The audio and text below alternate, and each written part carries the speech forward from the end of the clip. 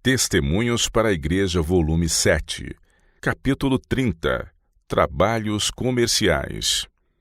O Senhor determinou que as casas publicadoras fossem estabelecidas para a promulgação da verdade presente, bem como para a efetivação das várias transações que esse trabalho envolve. Ao mesmo tempo, devem manter-se em contato com o mundo, para que a verdade possa ser como uma luz posta num candelabro e alumie todos quantos estão na casa. Pela providência divina, Daniel e seus companheiros foram postos em contato com os grandes homens de Babilônia, a fim de que essas pessoas conhecessem a religião dos hebreus e soubessem que Deus governa todos os reinos. Em Babilônia, Daniel foi posto em uma função muito difícil, mas ao mesmo tempo que desempenhava fielmente os seus deveres de estadista, evitou firmemente participar de qualquer coisa que fosse contrária a Deus. Esse procedimento provocava discussões, e o Senhor atraiu assim a atenção do rei de Babilônia para a fé de Daniel. Deus tinha luz para conceder a Nabucodonosor, e por meio de Daniel foram apresentadas ao rei as coisas preditas nas profecias concernentes à Babilônia e a outros reinos. Por meio da interpretação do sonho de Nabucodonosor, Jeová foi exaltado como sendo mais poderoso que os governantes terrestres. Assim, pela fidelidade de Daniel, Deus foi honrado. De igual maneira, deseja o Senhor que as nossas casas publicadoras sejam suas testemunhas. Oportunidades na atividade comercial. Um dos meios pelos quais essas instituições são postas em contato com o mundo é através da atividade comercial. Por ela é aberta uma porta para a comunicação da luz da verdade. Podem os obreiros dar a impressão de que desempenham trabalho meramente secular, mas estão empenhados no próprio trabalho que suscitará perguntas acerca da fé e dos princípios que adotam. Se estiverem animados de bom espírito, poderão falar em tempo oportuno. Se há neles a luz da verdade e o amor celestiais, ela não poderá deixar de irradiar-se. A própria maneira de procederem nos assuntos comerciais manifestará a influência dos princípios divinos. De nossos obreiros, como outrora foi dito dos artífices do tabernáculo, se poderá dizer: e o enchi do Espírito de Deus, de sabedoria e de entendimento, e de ciência em todo o artifício. Êxodo capítulo 31, verso 3. Não deve ocupar o primeiro lugar. Em nenhuma situação devem as nossas casas publicadoras dar preferência aos trabalhos comerciais. Se o fizerem, as pessoas que nelas trabalham perderão de vista o propósito para que foram instituídas e seu trabalho vai degenerar. Há o perigo de que gerentes cuja percepção espiritual esteja pervertida assumam compromissos de publicar assunto de mérito duvidoso apenas por causa do lucro. Disso resultará que o objetivo para que foram instituídas as casas publicadoras será perdido de vista, e as instituições serão consideradas como qualquer outra empresa comercial. Com isso, Deus é desonrado. Em algumas de nossas casas publicadoras, o trabalho comercial requer aumento constante de investimentos em maquinaria dispendiosa e outros equipamentos. Esses gastos oneram pesadamente o orçamento da instituição, e a maior quantidade de trabalho não somente exige instalações mais amplas, mas uma quantidade de obreiros maior que a que se possa disciplinar devidamente. Afirma-se que o trabalho comercial é de interesse financeiro para a instituição, mas um ser que possui autoridade faz o cálculo do que custa esse trabalho para as nossas principais casas publicadoras. Apresentou ele um balanço exato que mostra que os prejuízos são superiores aos lucros. Mostrou que esse trabalho obriga os obreiros a estarem continuamente sobrecarregados. Nesse ambiente de pressa, cansaço e mundanismo, decaem a piedade e a devoção. Não é necessário que o trabalho comercial seja inteiramente suprimido das nossas casas publicadoras, porque isso fecharia a porta para os raios de luz que devem ser comunicados ao mundo. As relações com a gente do mundo não têm de ser necessariamente mais prejudiciais para os obreiros do que foi o trabalho de Daniel como estadista, que ele não permitiu que afetasse sua fé e princípios. Toda vez, porém, que esse trabalho externo possa prejudicar a espiritualidade da instituição, seja ele rejeitado. Que seja realizado o trabalho que representa a verdade, que ele tenha a preferência e o trabalho comercial fique em segundo lugar.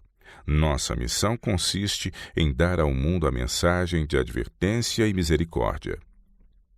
Preços. No esforço de conseguir para as nossas casas publicadoras uma clientela que as tire de dificuldades financeiras, foram estabelecidos preços tão baixos que o trabalho não produzia lucro. Os que se iludiam de que havia lucro não tinham computado estritamente todos os gastos. Não se deve reduzir os preços simplesmente para conseguir trabalho. Só se deve aceitar o trabalho que dê um lucro razoável. Por outro lado, não deve haver em nossas transações comerciais sombra alguma de egoísmo ou cobiça. Não se aproveite ninguém da ignorância ou da necessidade de outros para extorquir-lhe preços exorbitantes por trabalho feito ou por mercadorias vendidas. Haverá tentação forte para desviar do caminho reto. Serão encontrados numerosos argumentos em favor da conformidade com as práticas mundanas e a adoção de costumes que em realidade são desonestos. Insistem alguns que, ao tratar com espertos, é preciso seguir as mesmas regras deles e que, se for mantida estrita integridade, não será possível ganhar nos negócios ou assegurar a subsistência. Onde está a nossa fé em Deus? Pertencemos-lhe como filhos e filhas sob a condição de separar-nos do mundo e não tocar em nada imundo. Às suas instituições, bem como aos cristãos individualmente, dirige o Senhor estas palavras: buscai primeiro o reino de Deus e a sua justiça. Mateus 6:33. E promete de modo seguro que todas as coisas necessárias à vida serão acrescentadas. Sobre cada consciência, como que com pena de ferro sobre a rocha, está escrito que o verdadeiro êxito, quer para esta vida, quer para a futura, só pode ser alcançado por meio da fiel obediência aos princípios eternos da justiça. Leitura desmoralizadora. Ao fazerem grande quantidade de trabalho comercial, nossas casas publicadoras estão expostas ao perigo de ter que imprimir leitura de valor duvidoso. Certa ocasião em que esses assuntos me foram apresentados, o meu guia perguntou a alguém que ocupava cargo de responsabilidade numa instituição de publicações: quanto está cobrando pela execução deste trabalho? Foram-lhe mostradas as importâncias e disse ele: é uma importância pequena demais. Se continuar com esse negócio, terá prejuízo. Mas mesmo que recebesse muito mais, essa espécie de leitura só trará um grande prejuízo. A influência que exerce sobre os obreiros é desmoralizadora. Todas as mensagens que Deus lhes enviar, apresentando a santidade da obra, serão neutralizadas por esse procedimento de aceitar imprimir tais coisas.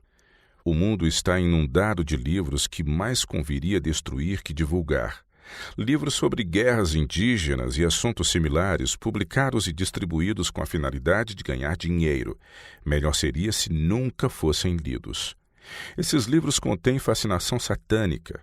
A descrição horripilante de crimes e atrocidades exerce sobre muitos jovens uma influência enfeitiçante, incitando-lhes o desejo de alcançar celebridade por meio de atos da maior violência.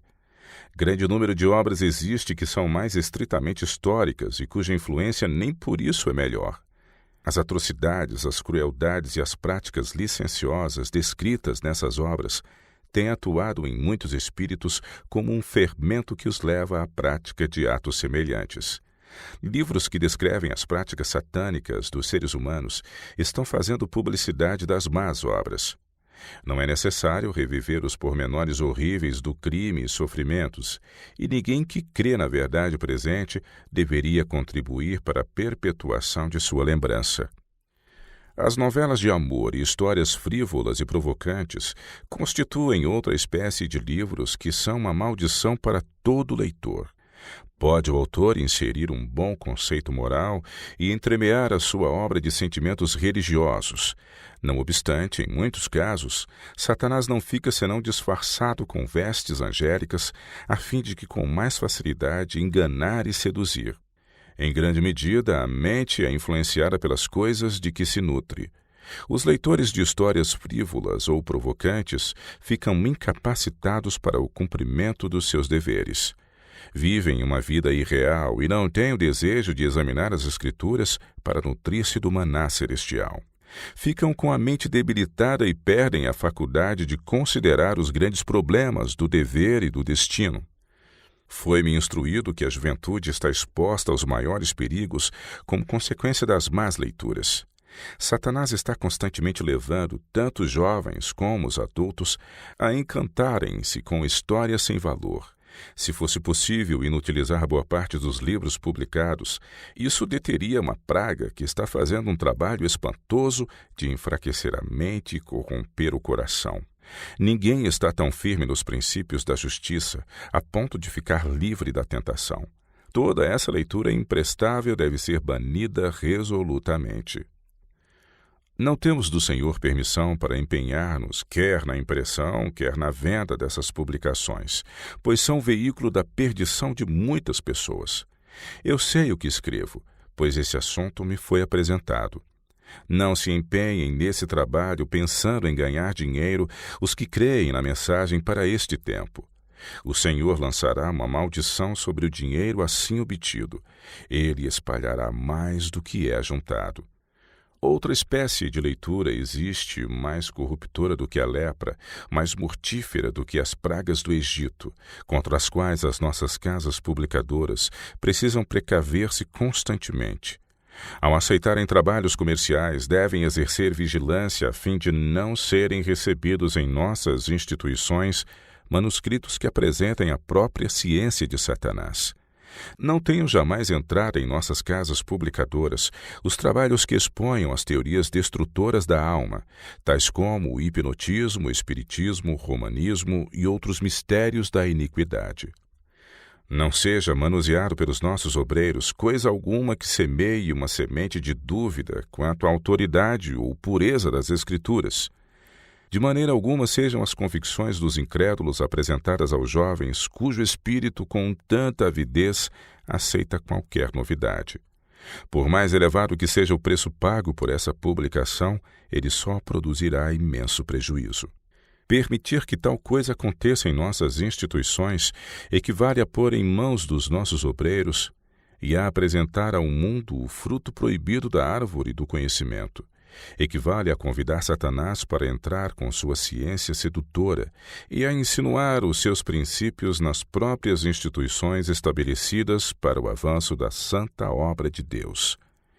Imprimir obras dessa espécie equivale a municiar as armas do inimigo e colocá-las nas mãos deles para que as use contra a verdade. Acha você que Jesus continuará em nossas instituições de publicações para atuar sobre as mentes humanas pelos seus anjos ministradores? Acha você que, se permitirmos que na própria instituição Satanás perverta o espírito dos obreiros, ele fará da verdade que sai dos nossos prelos um poder para advertir o mundo? Poderá a bênção divina ser posta sobre as publicações que saem do prelo, se do mesmo prelo saem heresias e enganos satânicos? Porventura deita alguma fonte de um mesmo manancial, água doce e água amargosa? Tiago, capítulo 3, verso 11. Os administradores das nossas instituições precisam reconhecer que, ao aceitarem esse cargo, se tornam responsáveis pelo alimento intelectual fornecido aos obreiros enquanto estejam na instituição. São responsáveis pela espécie de impressos que saem dos nossos prelos. Serão chamados a prestar contas pela influência exercida pela introdução de matéria que polua a instituição, contamine os obreiros ou engane o mundo. Se for permitido que tais coisas tenham entrado em nossas instituições, logo se descobrirá que o poder sutil dos sentimentos satânicos não é facilmente eliminado. Se for consentido que o tentador semeie a má semente, ela germinará e frutificará. Haverá uma seara para que ele ceife nas próprias instituições estabelecidas com os recursos do povo de Deus para o avanço da sua obra. Disso resultará que, em vez de enviar ao mundo obreiros cristãos, será enviado um grupo de incrédulos instruídos. Nesses assuntos, uma responsabilidade pesa não somente sobre os administradores, mas também sobre os servidores. Tenho alguma coisa que dizer aos obreiros de cada casa publicadora existente entre nós. Se você ama e teme a Deus, evite o contato com aquele tipo de conhecimento contra o qual Deus advertiu a Adão. Evitem os digitadores de escrever uma única frase a respeito dessas coisas. Abstenham-se os revisores de ler, os impressores de imprimir e os encadernadores de encaderná-las. Se for pedido que você faça esse trabalho, convoque uma reunião dos obreiros da instituição a fim de que haja compreensão do que essas coisas significam. Podem os que administram a instituição insistirem que você não é responsável, que aos administradores compete decidir esses assuntos. Mas você é responsável pelo uso dos seus olhos, mãos e mente. Eles lhe foram confiados por Deus para usá-los para Ele, não para o serviço de Satanás.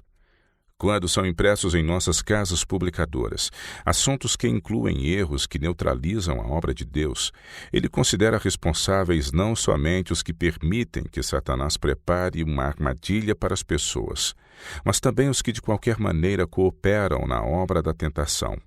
Meus irmãos que ocupam cargos de responsabilidade, cuidem de não atrelar ao carro da superstição e heresia os seus obreiros.